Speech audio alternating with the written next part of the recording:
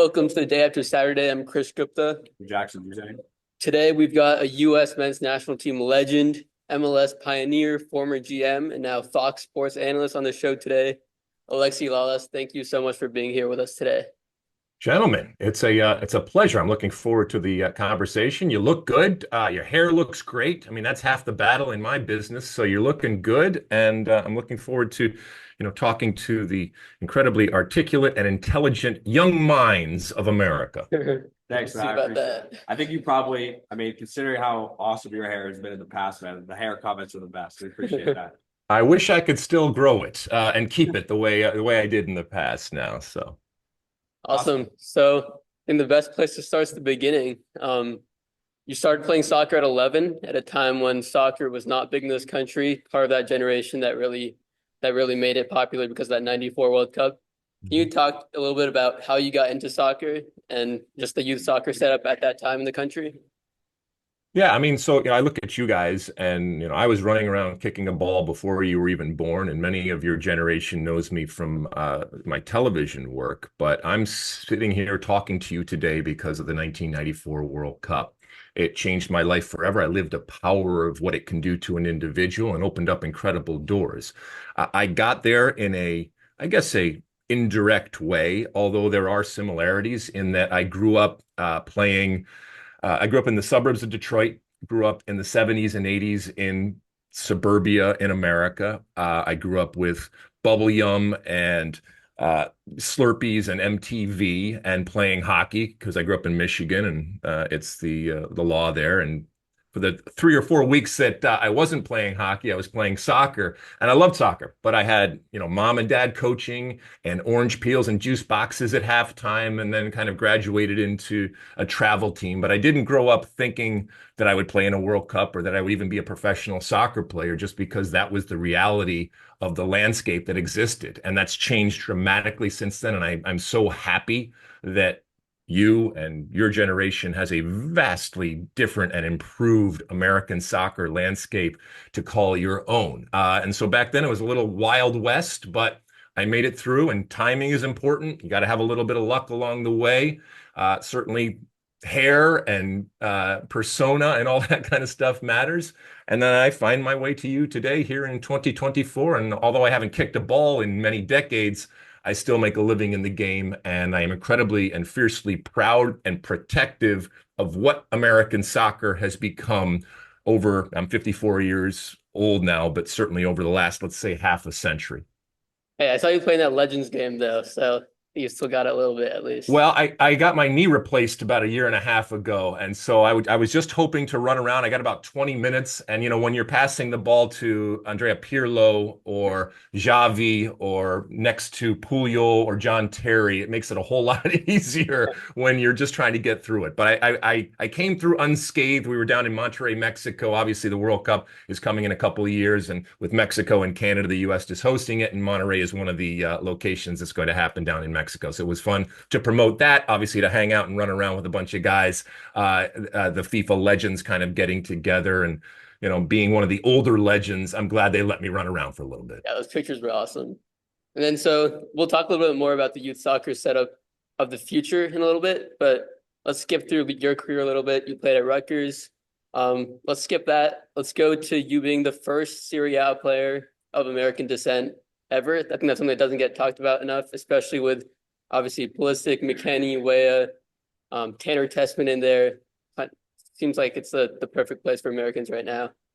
Yeah, I mean, I love what's happening with Serie A, and I love the fact that they are looking at American players as viable and credible talent to bring in. And I played way back in the 1900s in the previous century running around there. And Serie A was a little bit different. It was before the opening of the European community, really, grandly, and before the Bosman ruling, which enabled players to kind of go different places. And Italy and Serie A was the place to go. And so after the World Cup in 94, I had options to play in England, to play in Germany, and to play in Italy. And there was only one place I was going because all the money, all the stars, all the best competition was in Italy. And to be that kind of pioneer and to start it out, was great. I learned so much on the field just as a defender playing against the best players in the world and off the field in terms of immersing myself in a culture that obviously looks at soccer as a religion. And for me, it was the first time that I was in a professional environment. Well, a lot of people don't realize how much the world and the soccer world in America has changed. When I stepped on the field in 1994 to play in the World Cup, guys like myself, guys like Kobe Jones, we had actually never been on the books of a club team. Nowadays, an American soccer player comes up and starts at a club, and that's wonderful. We just didn't have that. And so when I stepped on the field after the World Cup in the fall of '94 in Serie A, playing for a little team called Padova, which is in the north of Italy, it was the first time that I was ever signed to a club. And so I had to adjust to all of that week in and week out. And then I'm obviously playing in a great league and then, learning a language and adjusting to a new culture. And we talk so much about the 90 minutes, but there's a whole 22 and a half hours that happen that you don't see that are important in terms of doing your best in that 90 minutes. And I learned a lot, made plenty of mistakes along the way, but I don't regret it for a second. It was a wonderful time there in Italy. And I'm sure it was tough to get received as the first American. I think even now when Americans move to European clubs, there's so much bias against them. Like, oh, he's American. I was in the starting lineup. That happened to Pulisic in Milan at Chelsea. So that must have been tough. And then Yeah, I don't know. Suck it up, Buttercup. You just got to figure it out. I mean, there were times where I was called horrible names simply because I was American. Certainly, I was looked at as a curiosity. They burned American flags in the stands. There was all sorts of that. And look, if you're an American, it comes with baggage, and that's just the way it is. Whether you're a soccer player or anybody else, and you got to work through it and prove your worth. And I played well, I played poorly, different times. But I'm glad people like Christian Pulisic now, Weston McKennie, the list goes on and on and on, are playing well and are doing it in terms of raising the level of attention and credibility when it comes to American players. Because I think there's great opportunities in Italy and around Europe, but certainly in Italy and Serie A and even in Serie B for American players if they want that type of experience. I really like the suck it up Buttercup memo. I don't want a grumpy old man this thing. I know you guys are young bucks and everything like that, so I'll try not to do that. I appreciate it. I consider myself like a retrophiliac in the way that I think and stuff like that. So I like the hard mentality. But just to go back to the '94 World Cup, and that being your first World Cup, I'm just curious, like, if the preparation and the atmosphere was just something. Obviously it was the first time for you for the United States. Like, what was the what was the difference in atmosphere, and was there any difference in preparation for you guys in playing against, I mean, Brazil? Consider I was Ronaldo was like a 17-year-old. I don't think he was getting that much playing time, but I mean, it's just a very star-studded team. I was just curious, like, what that atmosphere was like for you as the first time in the World Cup. Yeah, I mean, so the '94 World Cup, I think we as players, we felt a responsibility. And when you look at the defining moments in American soccer, you definitely have to say that one of the seminal moments was '94. You also have to say in 1999 with the Women's World Cup, where the perception of the game changed. And I'll tell you a real quick story. A couple weeks before the '94 World Cup, I get on a plane with my team and I sit in my middle seat in economy because that's how we traveled as a national team back then. And I sit down next to an older woman and we strike up a conversation and she says to me, what do you do? And I said, well, I play soccer. And she said, well, what's your job? I said, well, I play soccer. And she said, well, how do you make money? And I said, well, I play soccer.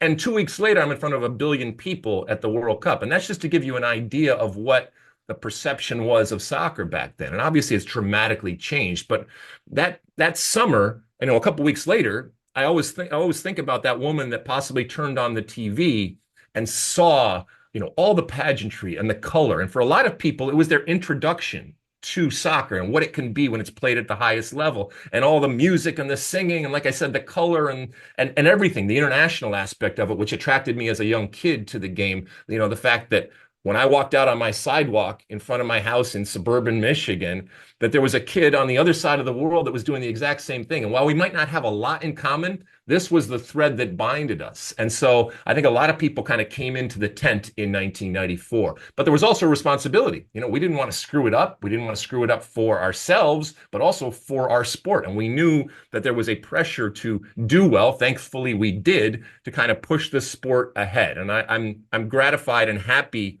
that our generation and then future generations have pushed it ahead, because ultimately it's like your kids. You want to leave them in a better position than when you started. And I certainly think that we did the most with what we had, and we pushed the sport ahead. And then 99, obviously, with the women and MLS and all that kind of stuff, each and every year, it's a labor of love, but it is still a labor. Yeah, that's the perfect transition to we want to talk about those first couple of seasons in MLS. You obviously get assigned to the Revs. I had an old coach who played in that season as well. Is like always would have us do like the old school penalty kicks. Seems like the Yeah. vibes were very high. Can you just tell us about those first couple of years of the league in its infancy? Yeah. So, I mean, we're talking today here in 2024. Next year will be, 30 years of Major League Soccer, 30 teams. And when I think about, the impact of Major League Soccer, I think about how important it was to establish, that proverbial league of your own, right? And we didn't know how long it was going to last. As a matter of fact, if you look at the history when it comes to soccer in the United States, it's littered with failed teams and with failed leagues. And so we didn't know if it was going to last past the first year. There were a lot of different things in terms of, you mentioned, for example, the penalty kicks. We did the 35-yard shootout, which I actually like because it's a whole Those lot looked awesome. more soccer. It's looked at as a whole lot better. Back then, I think a lot of people were like, "Oh, why are we trying to do things differently?" But we did do some things differently. And if you look at what has happened with Major League Soccer, it has made a huge, huge difference. And it's not beyond criticism. There are plenty of things to criticize when it comes to Major League Soccer, but the reality is that what has happened is this is the most successful professional men's soccer league in North American history in terms of the expansion, in terms of the valuation, in terms of the product, and in terms of the resources and pathways that it is created so that they don't have to go through some of the things that my generation had to go to. I mean, in order for me to play professionally, I had to star in a World Cup. And we have young American players right now that are getting scouted that have never even played at their first team when it comes to an MLS team, that are sometimes getting scouted and having transfers and going over to some of the great leagues and teams in Europe. So the saying goes, you've come a long way, baby, and we certainly have. That's a great point. And I was going to kind of just play on the fact that, I feel like I'm curious, like what influences playing in the infancy of the MLS do you feel like has helped give you this viewpoint? I definitely agree with the fact that the MLS is by far the most successful league in North America.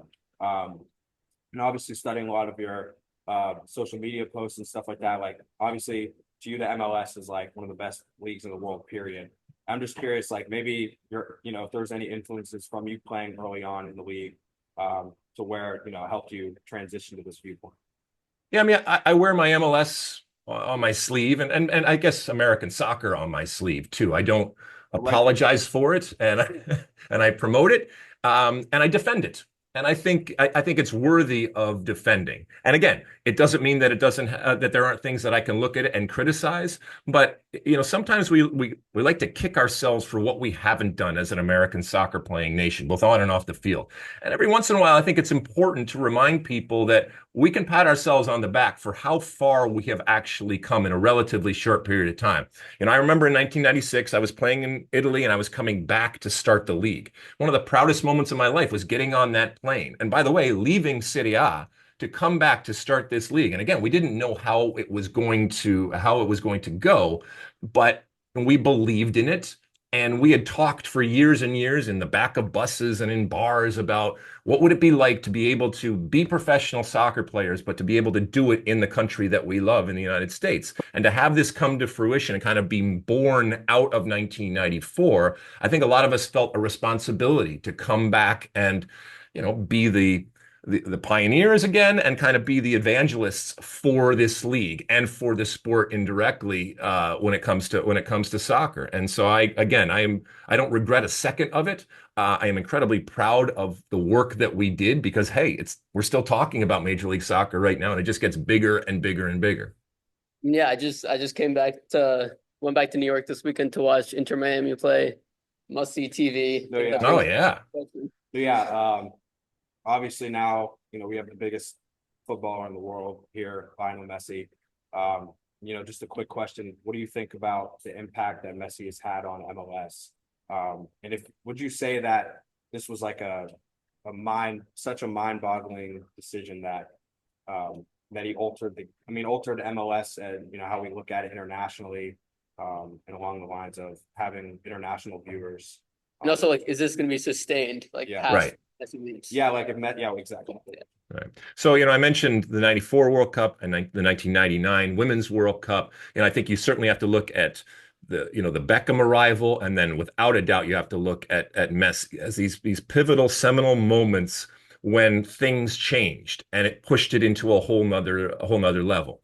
The difference between Beckham and Messi is that with Messi, you're looking at arguably the greatest player ever to play the game, choosing to come to the United States, obviously choosing to come to Inter Miami, but choosing to come to the United States and to play in MLS. And the message that sends is incredibly valuable because you might have other players we're going back and forth, and maybe I go to Saudi Arabia, or maybe I go to China, or wherever I end up going. And it's not that they needed permission, but certainly having Messi play here is important. Now, to your point, we know it doesn't last forever. And so the Messi circus is going to leave town. But just like anything in soccer or any business, you want to get people into the tent. And these big seminal moments are when a lot of people either taste test or just wander into the tent. So you have to make the tent noticeable, and then you have to have room to keep them. And you want to have, for as long as you possibly can, something that is going to entertain it. And certainly Messi, as the greatest in the world, can do that. When he leaves, there will be people that will leave the tent, and they were only there to see Messi. That's okay. But there will be people that said, you know what? This was fun. I enjoyed this, and I want to continue. And so that's how the tent gets bigger, and that's how you use Messi. So I'm not worried about the quote unquote drop off that will happen when Messi leaves. I think there will be just pure Messi fans that want to leave. But I also think that we will have converted some Messi fans, and maybe even converted some of those Euro snobs, if you will, out there that have looked down on MLS. And again, this is me defending. I don't think that as American soccer fans, we should ever apologize for what we are or what we aren't. We have an incredibly and notoriously strong insecurity and inferiority complex when it comes to how we think of ourselves, both domestically, how we are perceived, and internationally, how we are perceived. And we need to stop that. It is always going to be uniquely American. And when I say uniquely American, it's because of all the other sports and because our unique history relative to other sports and other leagues.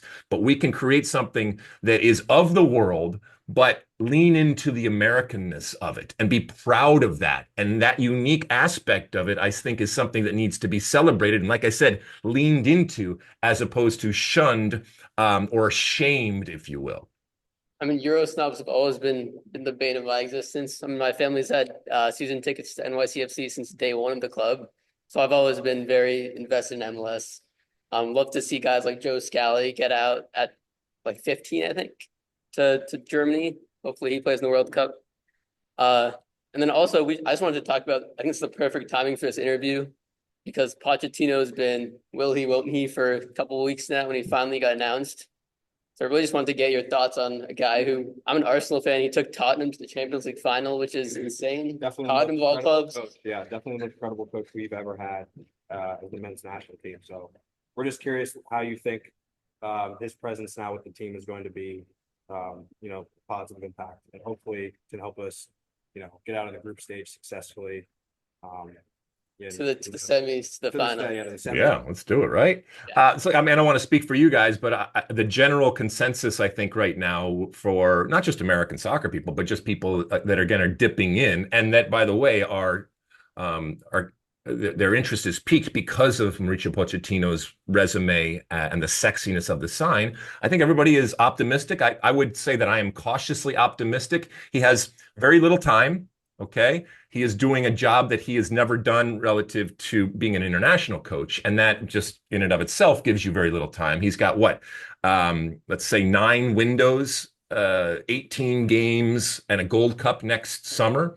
So I don't think he can completely change everything. Maybe there's a couple of different players that we haven't looked at or have not gotten a big look that he brings in and says, hey, I like you, and makes that player something to behold. I also think that he needs to get these players that we have, the usual suspects, if you will, to play better. Christian Pulisic, as we said, is playing wonderful right now. Hopefully that continues with the national team. But, guys like, well, Tyler Adams is injured, the Gio Reyna situation that's going on. A guy like Yunus Musa, who I think has a much higher ceiling than what we have seen him, and he's almost stunted right now. Getting those types of players to play better. We still have a question mark, obviously, when it comes to the number 9 striker position and this rotating cast of characters. I don't think Flo Balogun has yet really grabbed a hold in the way that people thought, and so there's an open seat, which means an opportunity for the likes of Pepe and Josh Sargent and maybe some others that are going to come into play. Matt Turner isn't playing a whole lot, our goalkeeper right now, so that's something that has to be dealt with. So I think he's going to get a tremendous amount of support. I think because of his name, there will be a respect and maybe even a fear when it comes to this team. And I do think that our team needs a little kick in the ass for all the wonderful things that I've talked about here. And again, I'm going to grumpy old man it a little bit here. I think that they have become almost apathetic and accepting and almost soft in the way that this team has performed. And maybe that's our fault for giving them so much, but when we give them so much, we expect more. And I do think that individually and collectively, this group can do a whole lot more. And that's ultimately Pochettino's job, is to come in and to do more with the players that we have. Yeah, I love the overarching theme here that we're kind of like kicking ourselves in the butt, as the United States soccer system with MLS and how we advertise it throughout the world and how other people try to say that we're inferior. I appreciate I don't even want to say patriotic. I mean, it's just respectable in terms of, we have to understand that we are more than what we think we are. So. Exactly. And again, don't let anybody tell you that you are inferior when it comes to your support of a team, and certainly not when it comes to your knowledge. I will put American soccer fans up with anybody in the world. And maybe it's just out of design. We have had to be more educated and more knowledgeable because of the compare and contrast around the world. And we have our domestic teams, obviously, we have our international teams and affiliation. But, if you go talk to fans of other countries and leagues, oftentimes it's specific to their country and to their league. But you talk to American fans and, they can have a coherent and actually really intelligent conversation about, what's going on at Chelsea and then what's going on with LAFC and then the national teams of different places. And I think that's, again, just the reality of growing up in a country where soccer isn't king and always having to compare and contrast. But to your point, you're absolutely right. Fight the good fight and don't let anybody tell you that you are inferior or less than when it comes to your support of the game or your knowledge of the game. Yeah. Well, before we go on to starting 11, I just wanted to get the backstory. Obviously, to fans who do know you for, your play, I'm just super curious because, when I'm first doing my research on you, obviously the beard is the most popular part of your persona in terms of your play. And I'm just curious how that came to be like. I mean, Sure. that is so unique, so distinct. So I'm curious, just when did you feel like you were like, all right, I'm just going to keep going with this, or if you had a planned out already, like, it's really funny. So, I grew up, like I said, in the 70s and 80s. I did not grow up with soccer players as heroes or on my wall. It was mostly hockey players and then musicians. And I grew up obviously in the age of MTV, and the aesthetic relative to promotion and marketing was important. And I have always considered myself a performer. And whether it is on television in the job that I do now for Fox, or whether it was out on the field, you practice, and I do a lot of music, and it's always been the same for me in that you practice, which is the same thing as rehearsal. You wear a uniform, which is the same thing as a costume. You go out onto the field, which is the same thing as a stage, and you go out in front of a crowd, which is the same thing as an audience. And then you give your performance. And I knew that when I walked out on the field, especially as we talked about in the World Cup, that I wanted to have a persona and that I wanted to have a personality and I wanted to have and I wanted to give a performance and to have, if you will, a costume. And so, the hair and the goatee and all of that was something that I was incredibly comfortable with. And sometimes when you call yourself a performer as an athlete, people, they cringe. I don't look at it as a pejorative by any stretch of the imagination. I think I am in the entertainment industry, whether I'm going on television to talk about soccer or whether I'm walking on the field to perform as a soccer player. And so I wanted you to look. I wanted to be seen. I wanted to be remembered, and all of those different things. So that was what I was doing, and the recognition of the power of that platform that was the World Cup, where I knew when I stepped out there that the eyes of the world were going to be, upon me. I milked it for all it was worth, both on and off the field, and I had a blast doing it. I certainly don't regret it by any stretch of the imagination.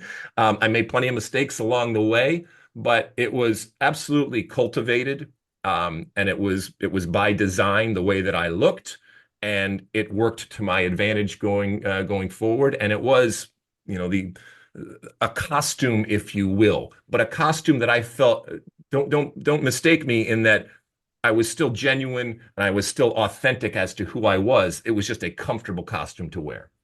Great marketing strategy. That's how fucking that a lot. Yeah. All right. I want to switch gears a little bit, put you on the spot. If Sure. you were Mauricio Pochettino, what's your 11 right now? So I think his best 11 right now, and I'm not saying that this is an 11 that's going to win the World Cup by any stretch of the imagination. I think you're looking right now at Matt Turner. It still is the incumbent right now, but there are a lot of people coming, and Matt Turner might get Matt Turnered by the time 26 rolls around. I think Diego Cocan from Barcelona B right now. Exactly, right. So there are people that are sniffing. If I was a goalkeeper right now, I would say, hey, I can smell blood, and there is an opportunity here. So we'll see what happens. So you got Matt Turner in goal right now until he is taken out, and if that happens, it remains to be seen. I do think, Serginho Dest, I think, is going to be back, and he is going to play on that right back position if he comes back even close to what he was. And I think it's a huge drop off when you're talking about the Scallies and different people out there. I do think that Jedi has been, I think, incredibly consistent and wonderful. And you can argue, he's the best, certainly one of the best left backs in a smaller type of situation and team when it comes to the EPL, and consistency getting forward. And he's gotten a whole lot better. There was a little bit of immaturity at times with his play, and he's cut some of that out. So I do think that's what happens on the left. I still think when you're looking at it right now, for me, man, the center back position, I think, is a problem, right? I think the center back position is a problem. Old man Ream, I love him, but at some point you have to move on, right? You have to move on. So now we're talking about, and listen, Chris Richards, while he's playing, something scares me about him. He is a little too nonchalant, but I'd still probably put him in there. And then you're talking about like a McKenzie or somebody else that hopefully comes along. I actually would probably put McKenzie. I would probably put Miles Robinson and I'd still do Richards, but again, Richards scares me.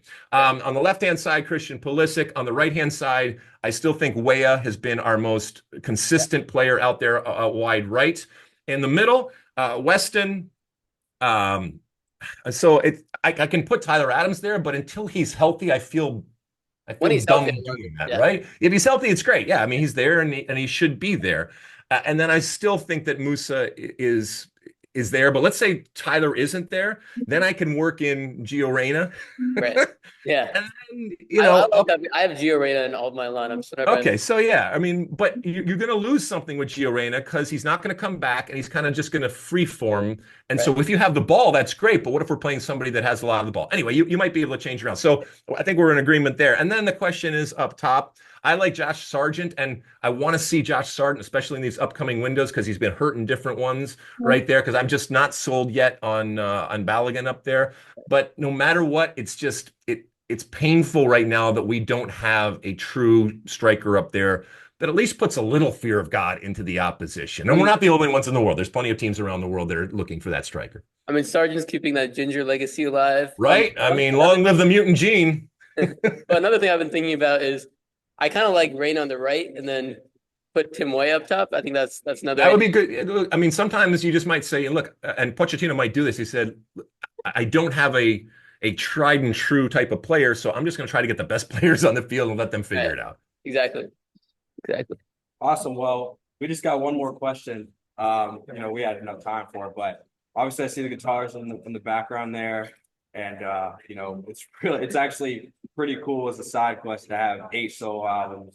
Um, I'm just curious how, you got into music. Right. Another thing I also wanted to say before we ended is when I first, looked you up and everything, like he's a way bigger soccer guy than I am. I still appreciate soccer a lot and I still love the sport, but I'm not as That's cool. Plenty of room in that tent I'm talking about. Getting him yeah, he's got to become a fan. yeah, he's got to get it. Yeah, yeah. But I am from Pittsburgh, and Pitt is number one in soccer right now in the country. So I'm like a big Pitt fan. And they lost to UPenn, which is like maybe the dumbest loss I've ever heard. Anyway, I wanted to say the beard. When you had the beard, you kind of remind me of like the soccer version of Bill Walton. He's someone who's also like growing up in the '70s, like a hippie mentality. But yeah, no, I just wanted to. I'm curious. What sparked your interest in music, especially also making music during your playing career.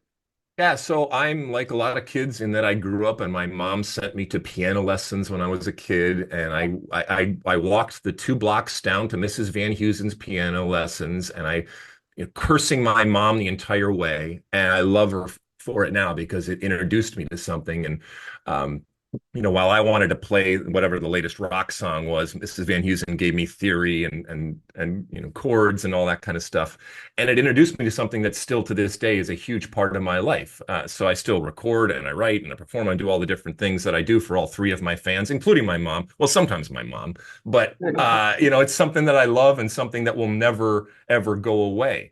And when it comes to for example, writing, I didn't keep journals or diaries in all of my travels over the years, but what I did do is write songs, and I can look at a song, for example, and I'll know exactly where I was, what I was thinking, what I was going through, and in a sense they are the diary of things that I'm going through. And I was very fortunate to, because like I said, I went to piano lessons, and then my mom was a madrigal singer, and like a folkie, she had an acoustic guitar, and she taught me a couple chords, and I said, that's cool, Mom, I'll take it from here. I played in garage bands, and then I would sing in different groups and a cappella and chamber singers and barbershop and all that kind of stuff, and then do battle of the bands and all that high school band type of stuff that was going on.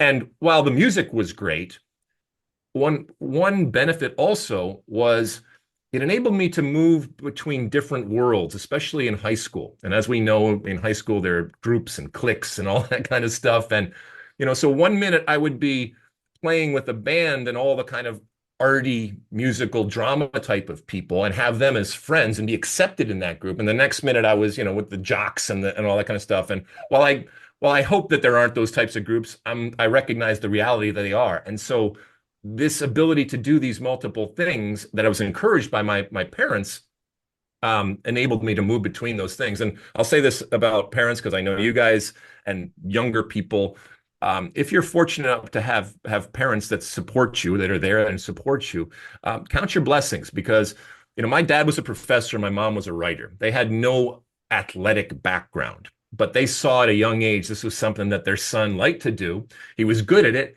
and it was going to keep him out of trouble. And they were incredibly supportive. But again, they didn't have aspirations or dreams that their son was going to play in World Cups or be a professional soccer player. No one had that in the country. Right? Exactly. That was just the reality of the time. But they were supportive. And I'm so thankful to them for encouraging me also to try different things, to get involved in music, to do whatever it ended up being, because you might not even like it, and you might even suck at it, and you might fail. It doesn't matter.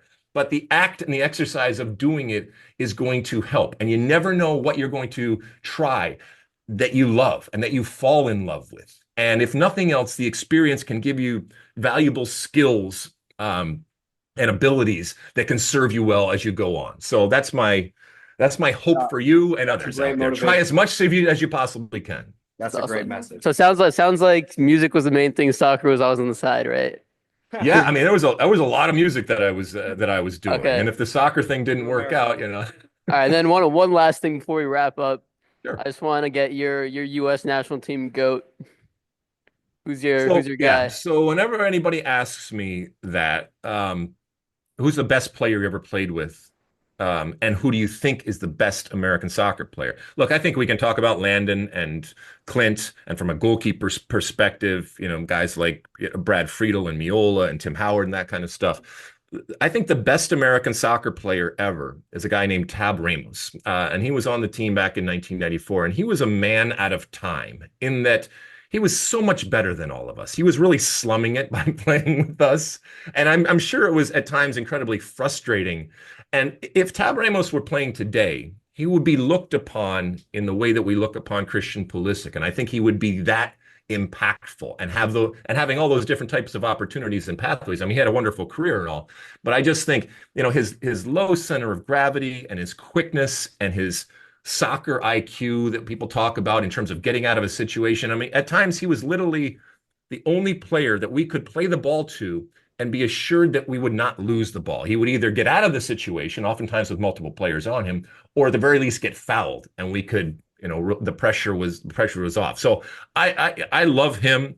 When you're talking about Rushmore, men's side, I do think that you're getting into the Landons and obviously Clint's, and I think Pulisic is on his way to that. I think he's number one. Yeah. So I think the past is certainly wonderful and should be celebrated, but I'm much more excited about the future. And I think the future is bright when it comes to soccer in America, on and off the field, and certainly when it comes to American soccer players, whether they're men or women. Again, it's a fun time to be an American soccer fan with everything that's coming. Obviously, the return to success when it comes to the women's team, the men's World Cup that's coming, the Club World Cup that evidently is coming next summer, all the different things that are happening. Pochettino, Emma Hayes, MLS continuing. And I know we focused a lot on MLS, but you got to mention NWSL and you have to mention USL and all of these other leagues that are happening right now. So I am very bullish about the future of American soccer.